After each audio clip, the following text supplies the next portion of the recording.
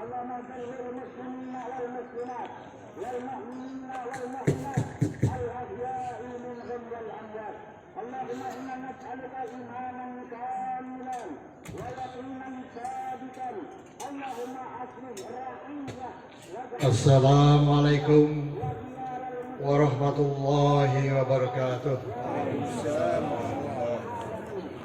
Allahu Akbar, Allahu Akbar, Allahu Akbar.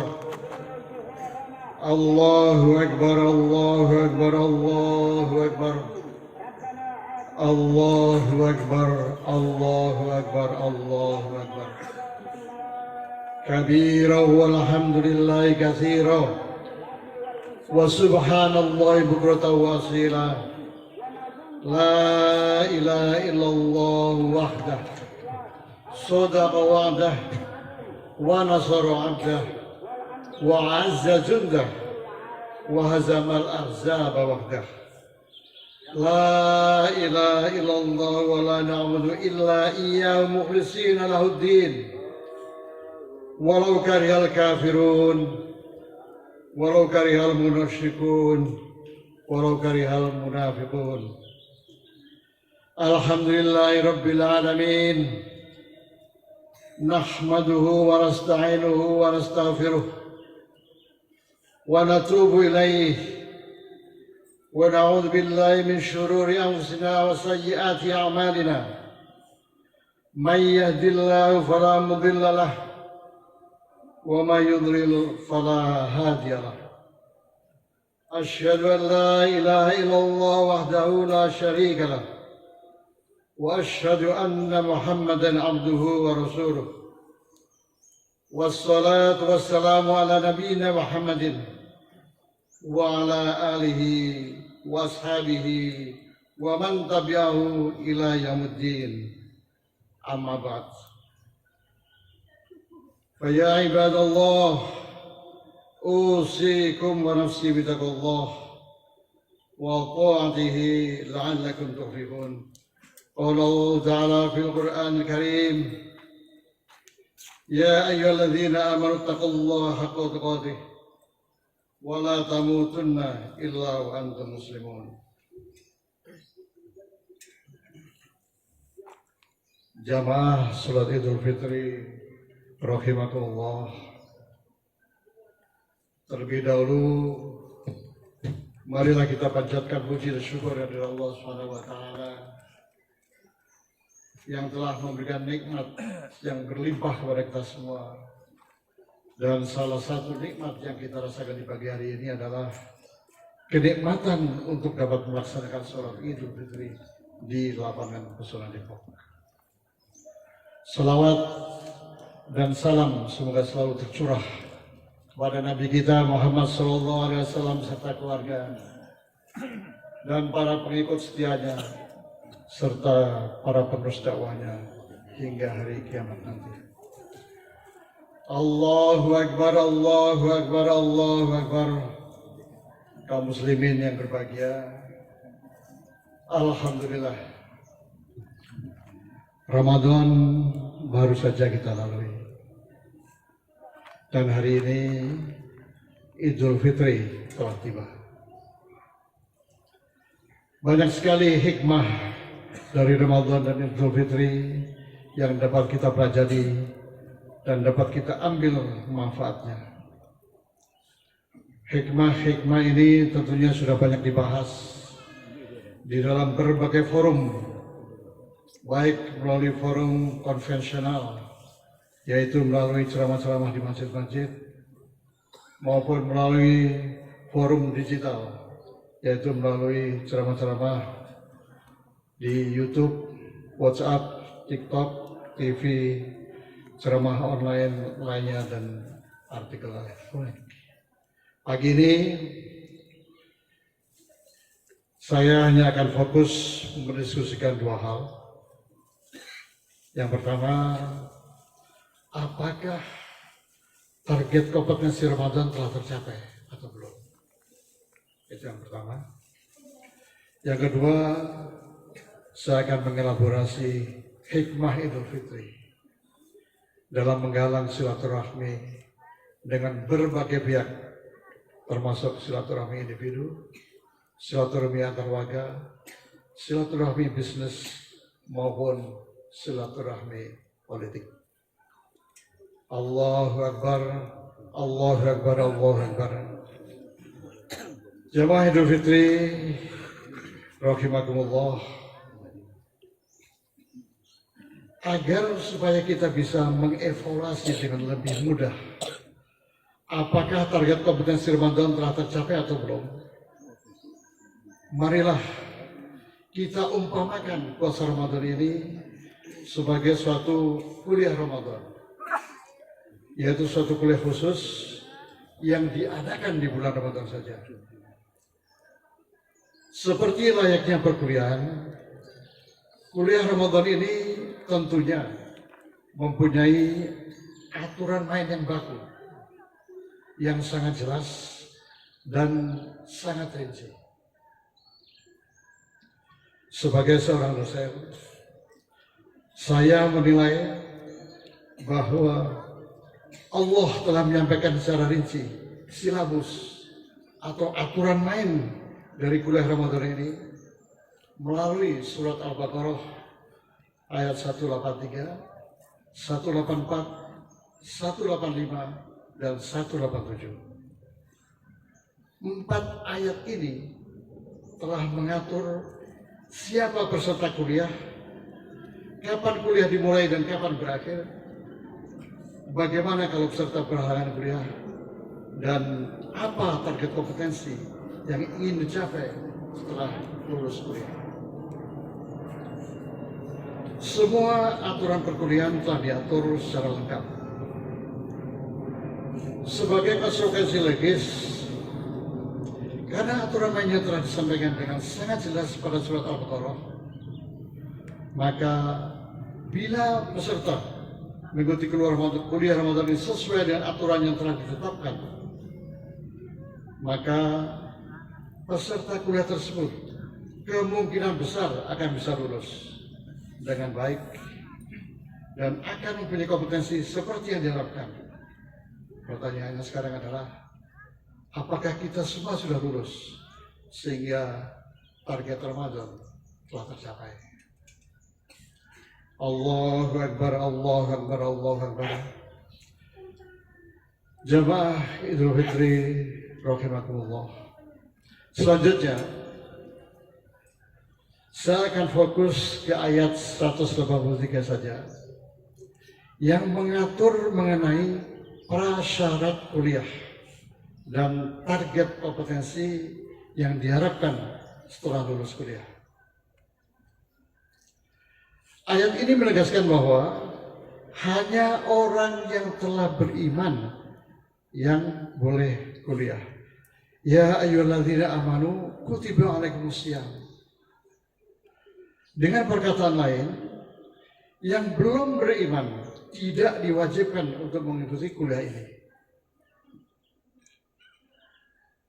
Dalam suatu perkuliahan, apa yang terjadi bila seseorang yang tidak memenuhi prasyarat kuliah tetapi dipaksa untuk ikut kuliah? Apa konsekuensinya? Konsekuensinya, target kompetensi dari kuliah tersebut tidak akan tercapai secara optimal.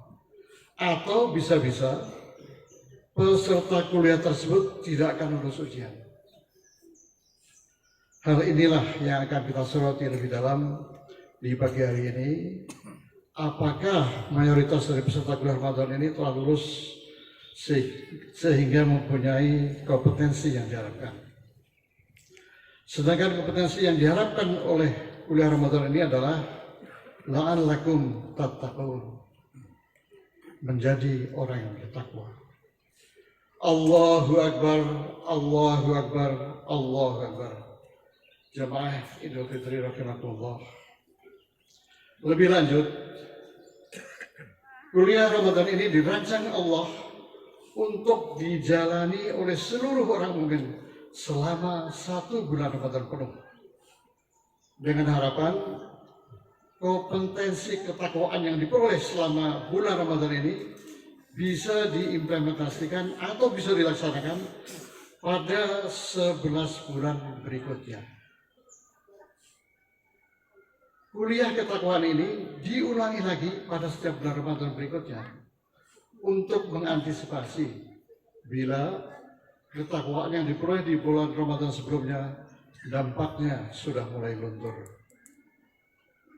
Pada intinya Allah telah merancang puasa Ramadan ini dengan penuh perhitungan, dengan harapan bila orang mukmin sudah mengikuti kuliah Ramadan ini dengan baik, kemungkinan besar mayoritasnya akan lulus dan memperoleh kompetensi menjadi orang yang bertakwa atau muttaqin, di mana secara umum orang yang bertakwa ini bisa didefinisikan sebagai orang yang mengerjakan dengan sungguh-sungguh apa yang diperintah oleh Allah dan secara serius pula menjauhi apa yang dilarang oleh Allah.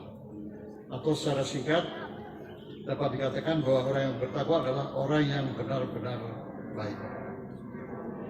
Jamaah Idul Fitri yang berbahagia, marilah kita bayangkan seandainya mayoritas orang yang berpuasa Ramadan ini dapat lulus menjadi orang yang bertakwa, dan ketakwaan ini bisa dilaksanakan selama setahun penuh, maka di Indonesia, maka di masyarakat kita akan dipenuhi oleh orang-orang yang baik, yang mempunyai etos kerja yang unggul, yang meskipun tidak diawasi kerjanya, masih bisa bekerja dengan sungguh-sungguh apa yang menjadi tugasnya, dan dengan serius pula akan menghindari apa yang dilarang untuk ditekan.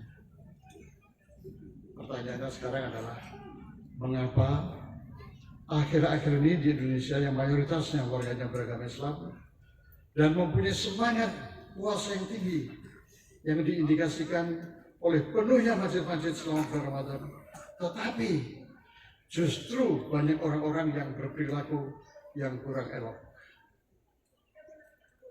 Misalnya akhir-akhir ini kita menyaksikan adanya perundungan seorang pelajar putri yang dibully oleh teman sekolahnya sendiri, yang dibully pakai jilbab, yang membuli pakai jilbab. Ada pula remaja disiksa oleh remaja lainnya sampai tidak sadarkan diri. Ada lagi orang dewasa yang tega membunuh keluarga. Ada lagi orang dewasa yang tega membunuh kolegannya sendiri. Dan akhir-akhir ini marak adanya berita tentang pejabat yang tidak amanah. Jadi akhir-akhir ini di masyarakat sekitar kita masih marak terjadi kejahatan yang dilakukan baik oleh anak-anak, oleh remaja atau pemuda, maupun oleh orang dewasa. Semua kalangan usia masih terlibat melakukan kejahatan. Berarti apa? Ada perilaku kurang elok yang di masyarakat sekitar kita. Kalau kita renungkan lebih lanjut, apa yang salah sehingga berbagai kejahatan muncul di mana-mana dan di semua kalangan? Padahal menurut teorinya, bila target kompetensi puasa Ramadan tercapai, maka di sekitar kita akan dipenuhi oleh orang-orang baik. Kemudian, apakah target puasa Ramadan kita belum tercapai? Atau apakah masih banyak peserta kuliah Ramadan yang belum lulus?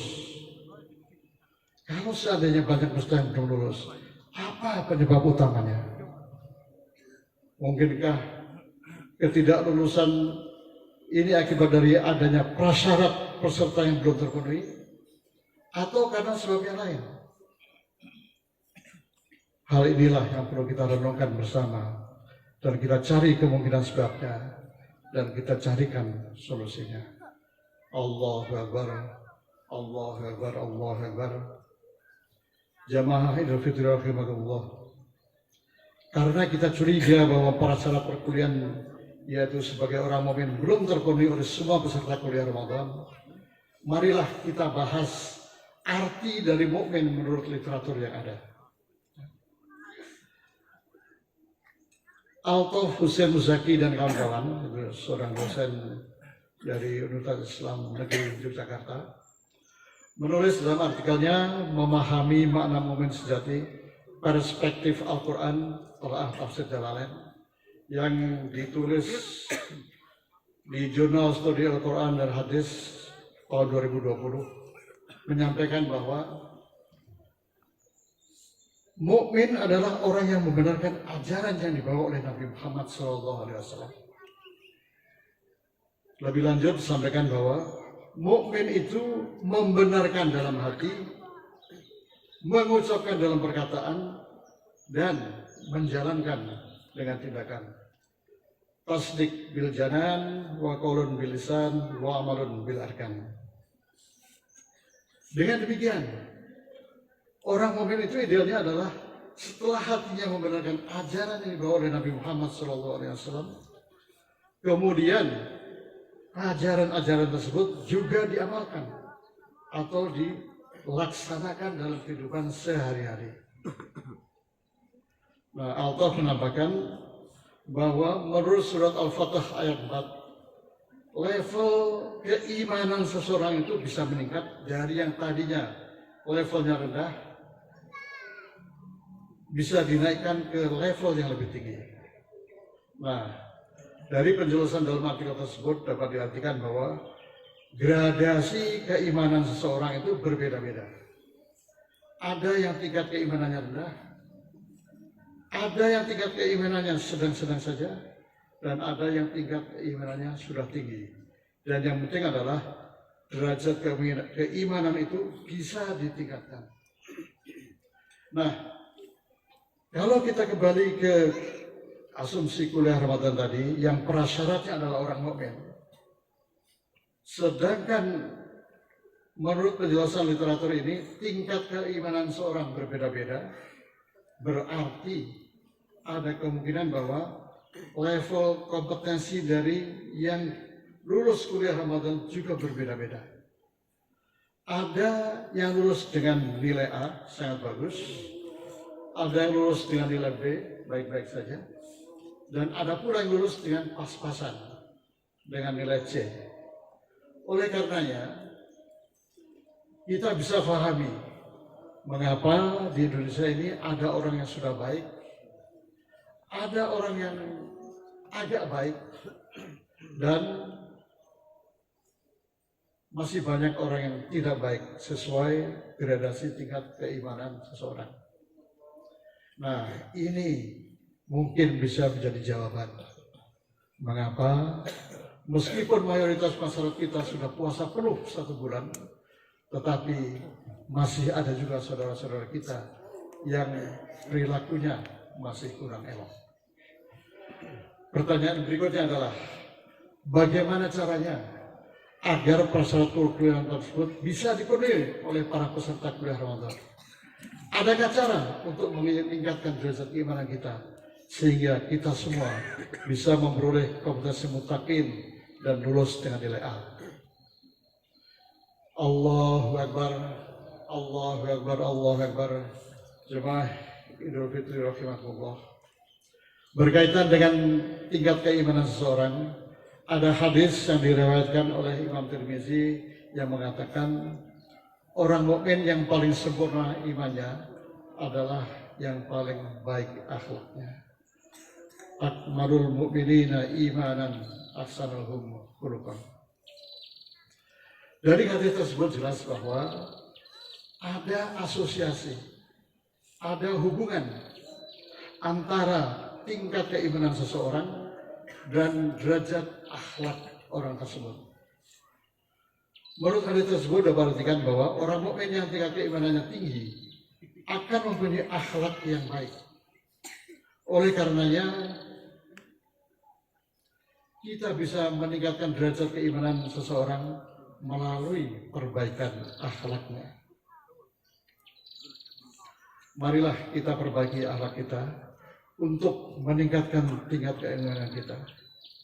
Selain itu, marilah kita didik anak cucu kita melalui pendidikan yang islami, yang mengutamakan pada pendidikan akhlakul karimah, agar kita semua dan anak cucu kita bisa mempunyai derajat keimanan yang tinggi, yang pada akhirnya bisa mencapai menjadi orang-orang yang bertakwa.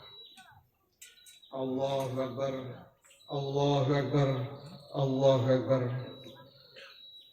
Jamaah Idul Fitri rahimakumullah. Hari ini kita merayakan Idul Fitri. Hari ini kita kembali kepada fitrah yang suci, kembali kepada lembaran yang bersih. Setelah sebulan penuh di bulan Ramadan, kita lebih fokus pada urusan hablum minallah, yaitu hubungan vertikal dengan Allah. Pada hari ini kita juga perlu meningkatkan hablum minannas, yaitu hubungan horizontal dengan sesama manusia untuk saling menyapa dan saling mendoakan di antara kita.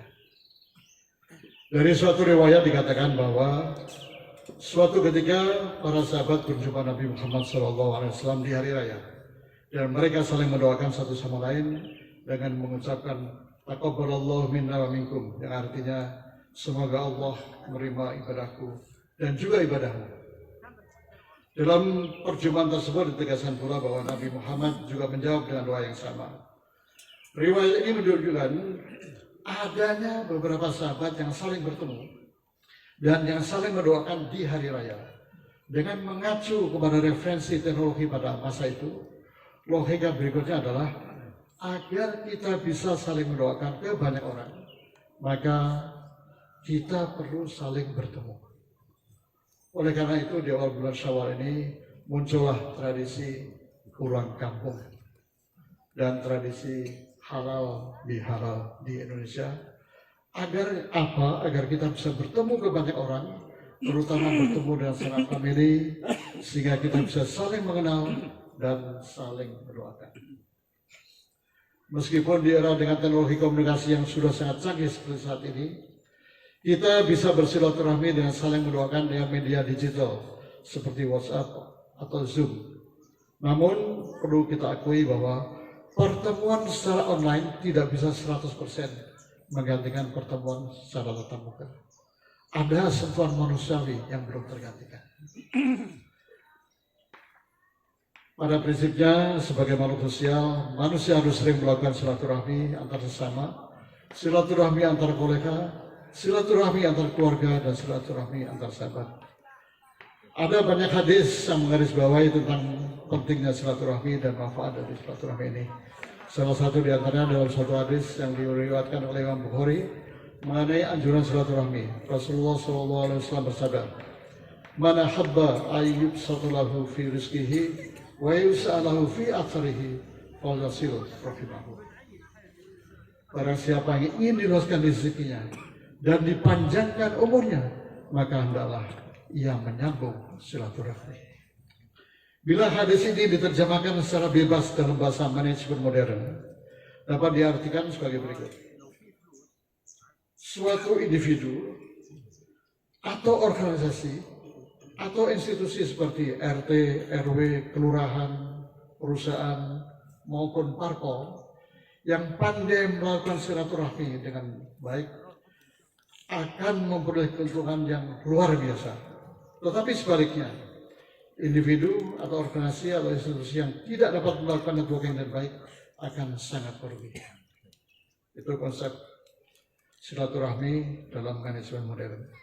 Kita sama-sama saksikan bahwa banyak sekali perusahaan multi-level marketing (MLM) yang mempromosikan produknya melalui silaturahmi antar pelanggan.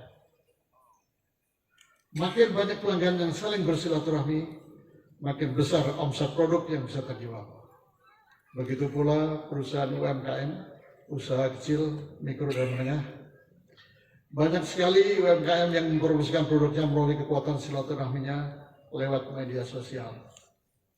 Makin banyak follower dari para endorser, makin banyak juga potensi produknya bisa terjual. Seringkali kita juga mencermati bahwa kadang-kala proses negosiasi antara institusi yang alot bisa dijembatani oleh silaturahmi oleh para bisa dijembatani oleh silaturahmi informal oleh para pihak terlebih dahulu melalui kegiatan-kegiatan ringan, sehingga proses negosiasi yang tadinya ruwet bisa menjadi lebih cair. silaturahmi politik pun sering digunakan sebagai pemersatu bangsa. Allahu Akbar, Allahu Akbar, Allahu Akbar. Jamaah Idul Fitri rahimakumullah. Dikisahkan bahwa di awal kemerdekaan Republik Indonesia ada ancaman desintegrasi bangsa dengan munculnya banyak pemberontakan. Pada bulan Ramadan tahun 1948,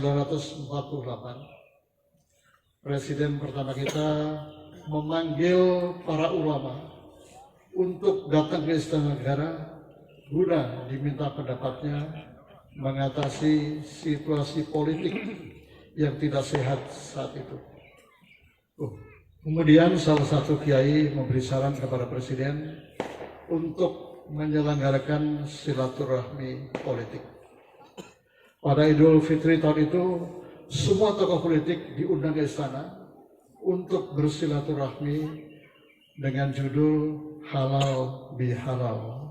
Karena Presiden enggan, kurang suka menggunakan istilah silaturahmi yang terkesan kurang keren.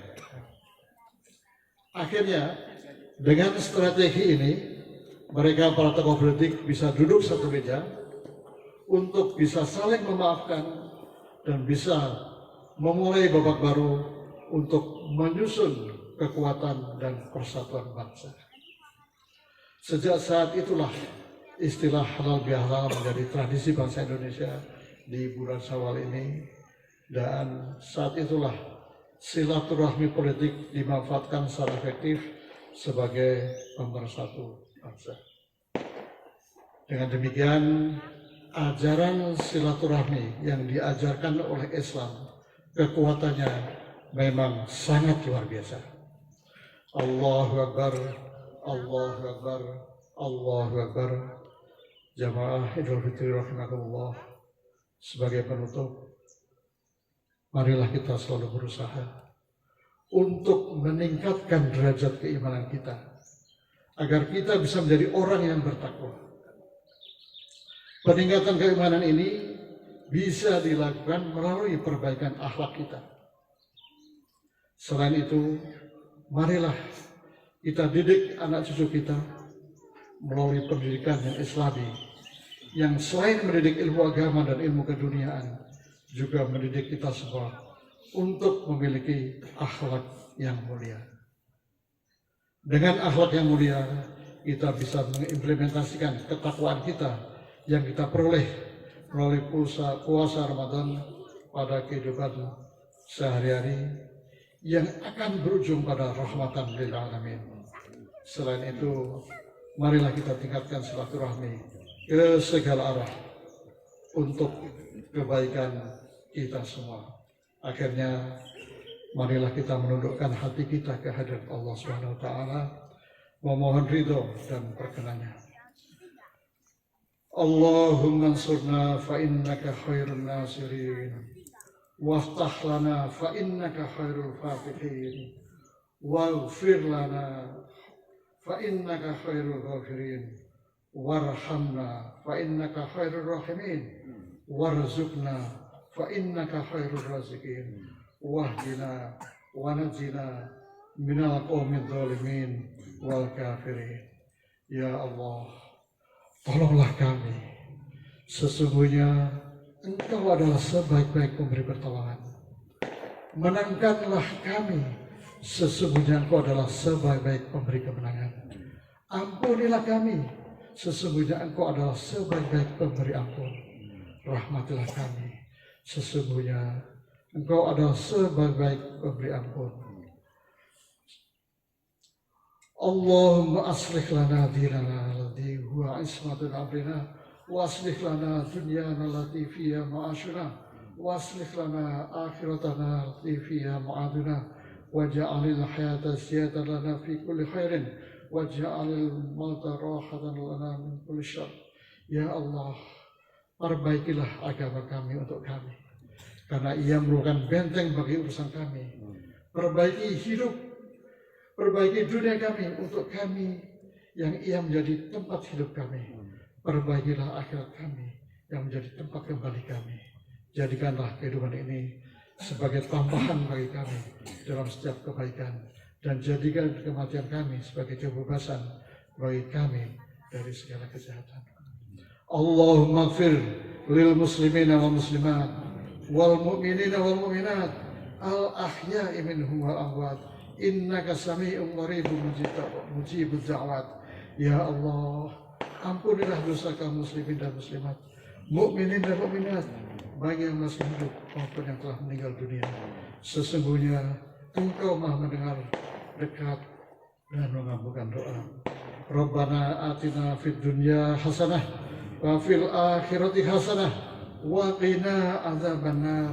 Ya Allah, anugerahkanlah kepada kami kehidupan yang baik di dunia, kehidupan yang baik di akhirat, dan hindarkanlah kami dari azab api neraka.